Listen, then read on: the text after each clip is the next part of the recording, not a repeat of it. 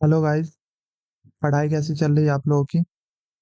बढ़िया ही चल रही होगी, मेरी भी बढ़िया चल रही है। आप सबको पता ही होगा, ऐसे सीजीएल 2024 का रिजल्ट आ गया है। अपेरेंटली मेरा भी लिस्ट में नाम है। Although all time highest cut off गई इस बार। लाइक लास्ट ईयर सीजीएल 2023 में कितना मिनिमम कट ऑफ यूआर का 303 के आसपास गया था, इस बार 336 के आसपास गया है, आउट ऑफ 390। मैंने जब कट ऑफ देखा तो मेरा यही रिएक्शन था, like seriously are you kidding me?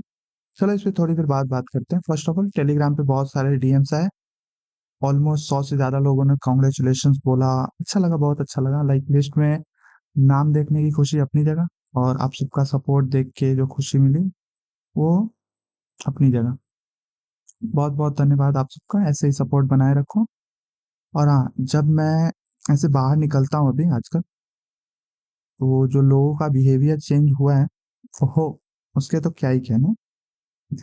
Like मैंने किसी से बात करने के तरीके को इतना जल्दी, सडनली, इतना सडनली चेंज होते हुए आज तक नहीं देखा था। लाइक मुझे ऐसा लगता है कि सीजीएल एग्जाम है भाई, वही बस क्लियर किया है मैंने, it's not a big deal. मैं वैसा ही हूँ जैसा पहले था। आपका बिहेवियर बदल गया है, पता नहीं क्यों। अभी सिलेक्शन हो गया तो सब मतलब ऐसे बड़ी बड़ी बातें कर रहे हैं। अरे आयुष की बात कर रहे हो, बहुत तेज है पढ़ने में। मैथ्स का क्वेश्चन जब वो सॉल्व करता है, बड़े बड़े अपना पेन रख देते हैं वहां पे। जन्म लिया तभी से ट्रिग्नोमेट्री के सारे फॉर्मूलाज याद थे उसे। 3 साल का हुआ तब तक सारी मैथ्स खत्म कर ली थी, क्या बात कर रहे हो?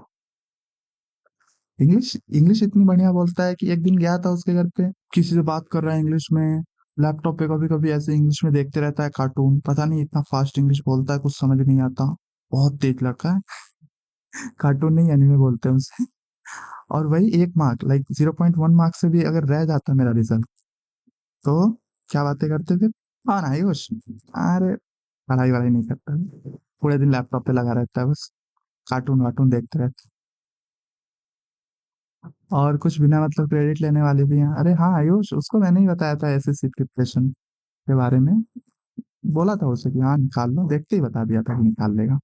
हम्म, अपने बच्चों को भी बोलो कुछ।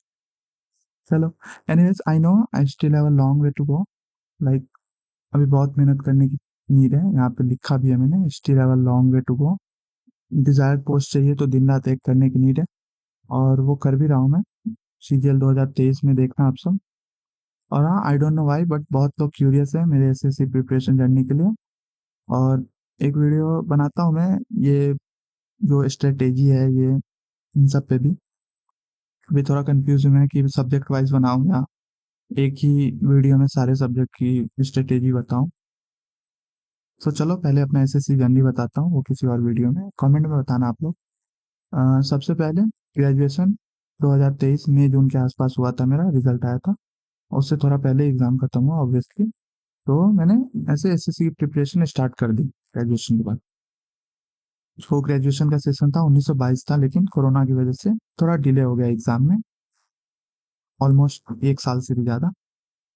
सो एनीवे, सबसे पहला जो एसएससी का एग्जाम, एसएससी के अलावा कोई एग्जाम मैंने नहीं दिया, और मुझे इंटरेस्ट भी नहीं है अभी। फ्यूचर में देखते हैं, एसएससी से बढ़िया कोई एग्जाम हुआ तभी दूंगा। तो सबसे पहले एसएससी का जो एग्जाम दिया था वो था सीजीएल 2023। फुल कॉन्फिडेंस में देने गया था मैं। मेरा जो शिफ्ट था, आई गेस कौन सा शिफ्ट था, 19 जुलाई शिफ्ट 4 था। तो 19 जुलाई शिफ्ट 4 मेरा शिफ्ट था।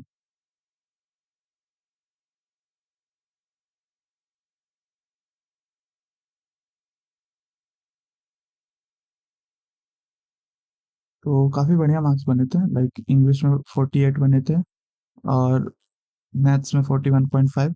22 सही किए थे मैंने, मतलब 22 अटेम्प्ट किए थे, और 21 सही हुआ था, एक गलत हुआ था। उसी की वजह से ये 0.5 मार्क्स के।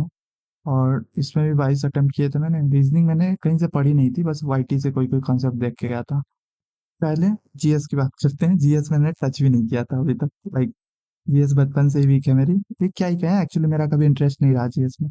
I just like solving maths and English भी कभी कभी पढ़ लेता था, पापा के कहने पर।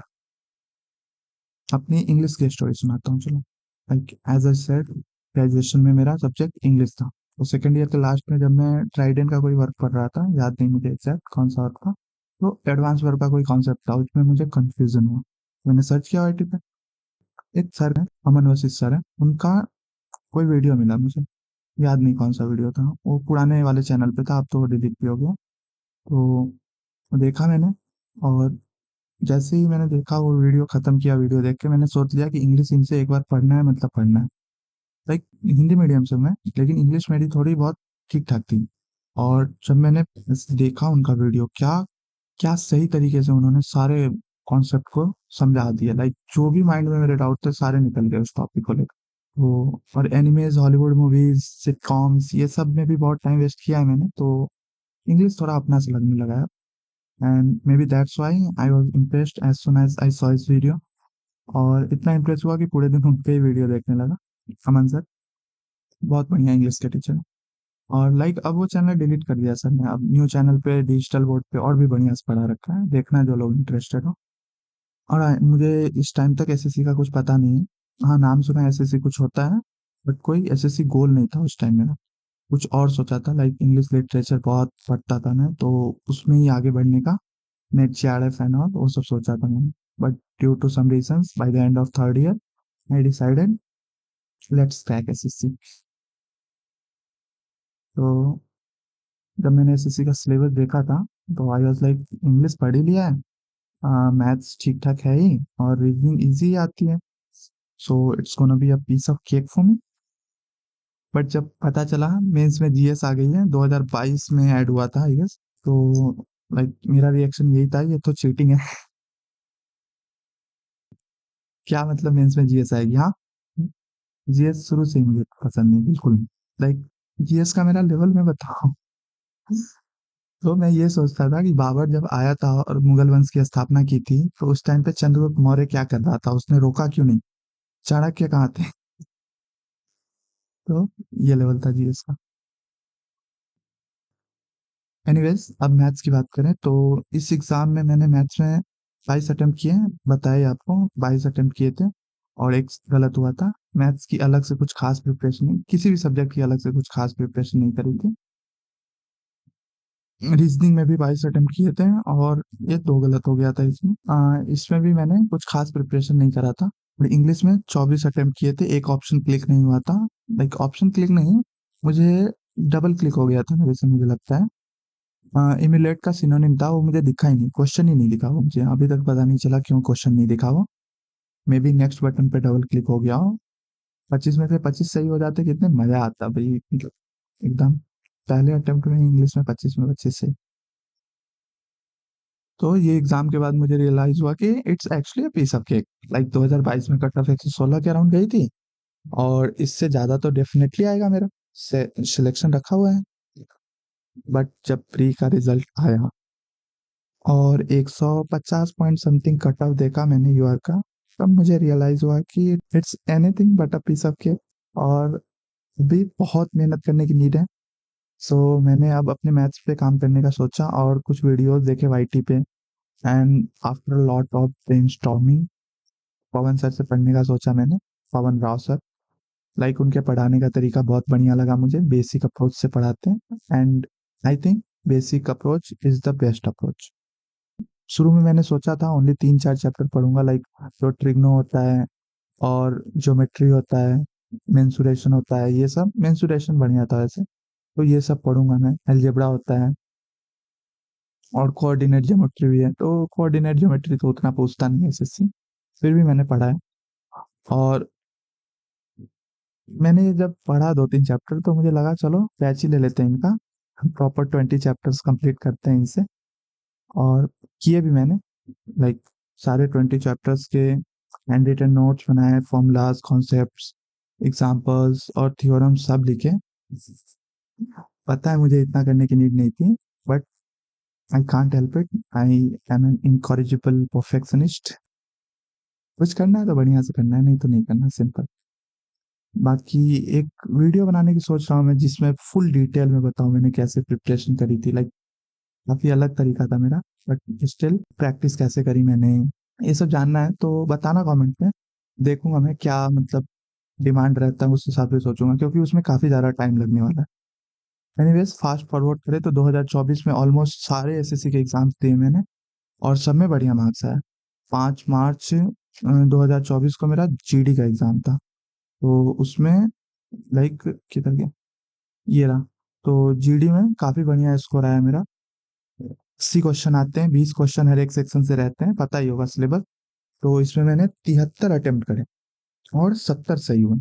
और एक बात नोटिस करी मैंने इसमें, देखो, लाइक 70 सही हुए, 0.75 मार्क्स कटे मेरे। और सब प्री के एग्जाम में 1.4 की निगेटिव मार्क, सॉरी 1/4 की, इसमें 1/8 की निगेटिव मार्क की। पता नहीं क्या सीन है।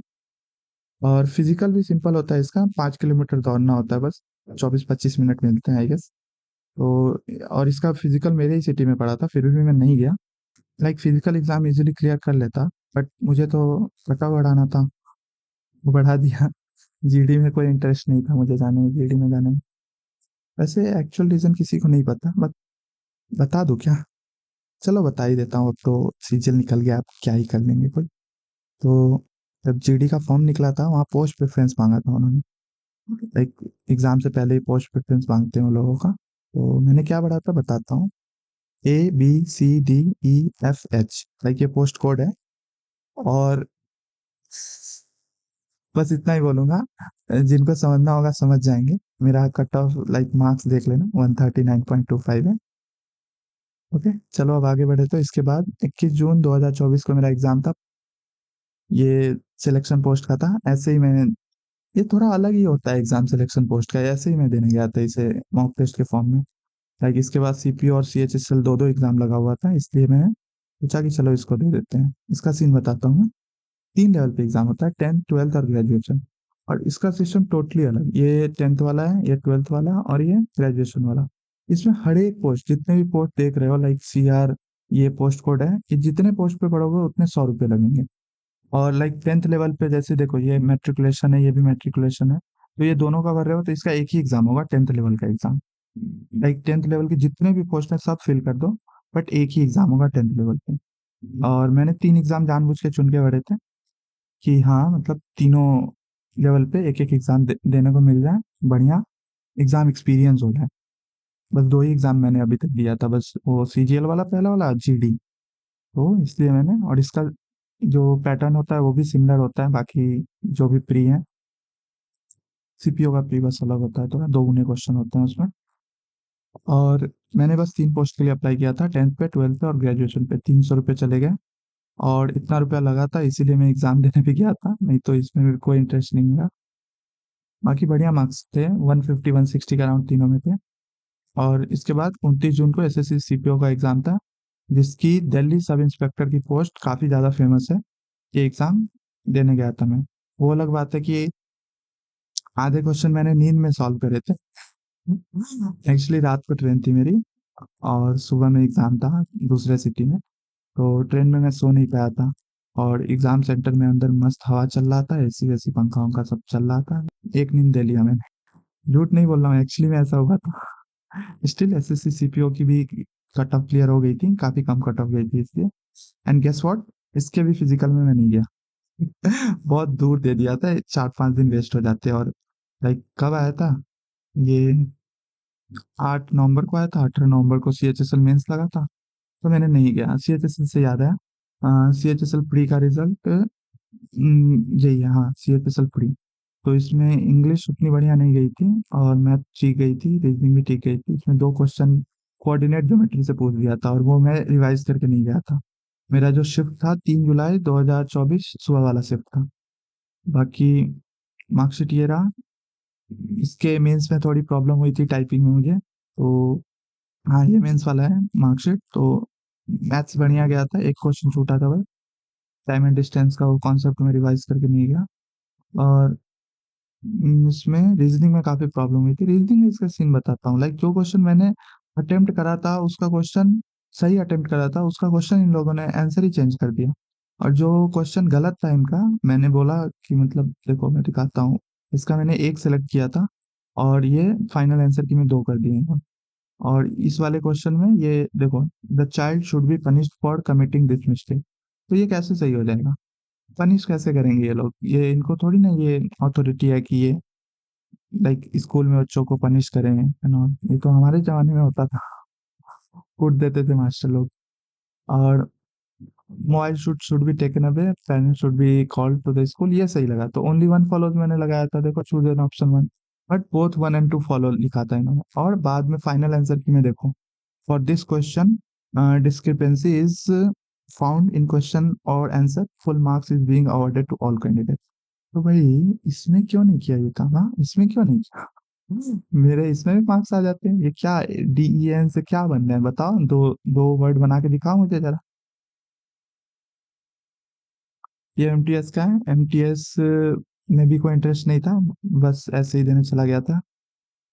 इसके फाइनल लिस्ट में मेरा नाम है, दिल्ली स्टेट अलोकेट हुआ है, देखो 20 लगा हुआ है। एक सेकंड, इसको 20 है, लाइक ये मैंने मार्क कर दिया इस वजह से, चलो कोई नहीं, दिल्ली स्टेट ही है। And finally SSC CGL 2024 combined graduate level examination, जो सबका सपना होता है, मिनी IAS एग्जाम बोलते हैं इसे। ये वाला एग्जाम मैं 24 सितंबर 2024 को देने गया था, काफी स्पेशल डेट है ये मेरे लिए, लाइक काफी स्पेशल। एंड सेकेंड वाला शिफ्ट था मेरा एग्जाम इस दिन। प्री तो बढ़िया गया, लाइक मेंस वाले दिन सेंटर पे बहुत ज्यादा मिसमैनेजमेंट था। 18 जैन वाला शिफ्ट था मेरा, और पहले सेक्शन में मैथ्स और रीजनिंग होता है, पता होगा ये। 60 मिनट होते हैं, 60 क्वेश्चन करने होते हैं, टाइम मैनेजमेंट सबसे ज्यादा इंपॉर्टेंट होता है। और उसी में शुरू में 10 मिनट में पेन पेपर नहीं मिला है, वो जो रफ शीट होता है वो नहीं मिला है। मतलब हद होती है लापरवाही की, जहाँ 4 स्टाफ का काम है वहाँ एक स्टाफ को लगाया हुआ है, इतनी ठंड का मौसम है, कैसे होगा, लाइक टाइम पे सब काम कैसे होगा। तो एक वीडियो बनाई थी मैंने, फर्स्ट सीजल मेंस एक्सपीरियंस, तो ये देखना जिनको देखना होगा। और लाइक इसमें प्री के एग्जाम तो काफी बढ़िया गया था, ये मेंस में, मेंस का कहाँ गया, मेंस में फाइनल लिस्ट में नाम है, मेंस का मैंने लगाया नहीं क्या, मेंस का मैं भूल गया शायद लगाना मार्क्स। एनीवेज फाइनल मार्क्स तो अभी आए नहीं, जब आएंगे तो मैं शॉर्ट्स अपलोड कर दूंगा, शॉर्ट्स बनाना भी सीखना है मुझे। चलो, वैसे SSC वालों को ध्यान देना चाहिए कि जिन सेंटर पे भी मिसमैनेजमेंट हो रहे हैं, CCTV लगा है, ऐसा नहीं है कि प्रूफ नहीं है, खत्म, गुड बाय टाटा करो उन सेंटर को। एनीवेज मेंस खराब हो गया तो मुझे लगा कि अब सिलेक्शन होना इम्पॉसिबल है, लाइक कंपटीशन का हाल पता था मुझे, जिन लोगों को नहीं पता प्री का कट ऑफ देख लेना एक बार। CGL 2024 का पिछले बार से ऑलमोस्ट डबल वैकेंसी होने के बावजूद 153 पॉइंट समथिंग कट ऑफ गया इस बार, तो पिछले बार से भी ज्यादा, 150 पॉइंट समथिंग 2023 में गया था, और 2024 CGL में देख लो। और मेंस की तो बात मत करो, पता नहीं क्या कैसे नॉर्मलाइजेशन करें, कितने क्वेश्चंस के आंसर चेंज करें, या तो SSC वालों को पता है या फिर भगवान को पता है, और किसी को नहीं पता है। तो फाइनल लिस्ट में नाम तो आ गया, D05 पोस्ट मिला है मुझे, ये वाला D05, and I am not really satisfied with my performance, still कुछ तो मिला, नहीं तो मेंस का एग्जाम जैसा गया था ये भी उम्मीद नहीं थी।